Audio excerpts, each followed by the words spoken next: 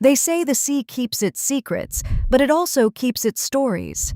Submerged cities, lost ships, and entire peoples remembered only in fragments. Imagine coastlines that once thrummed with commerce and ritual, now silenced under silt and waves. This is the story of vanished maritime cultures. Ships that vanished without trace, ports swallowed by time, and sea peoples who shaped history and then slipped from it. Consider the Bronze Age harbors of the eastern Mediterranean.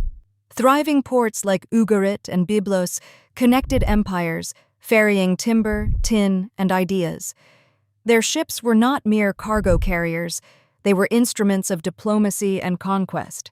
When records speak of peoples of the sea, a phrase that echoes across Egyptian inscriptions, we glimpse waves of migrants and marauders who disrupted kingdoms and redrew maps.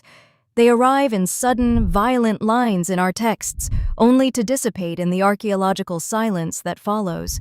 Farther north, the Norse mariners of the Viking Age left unmistakable marks, longships carved into sagas, runestones, and the DNA of distant populations.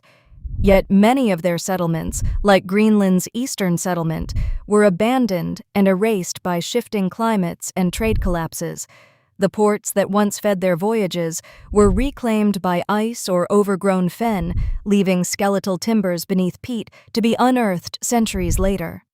Across the Indian Ocean, Austronesian seafarers forged networks from Madagascar to Rapa Nui, carrying crops, languages, and canoe-building techniques.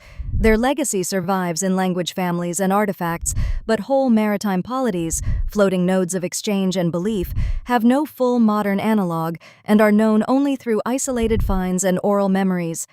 What ties these vanished maritime cultures together is mobility and fragility. The sea enabled expansion and connection, but also exposure. Storms, sea level change, and shifting trade could erase a people's physical footprint. Yet their influence endures, in words, genetics, and the ships we still find in the mud.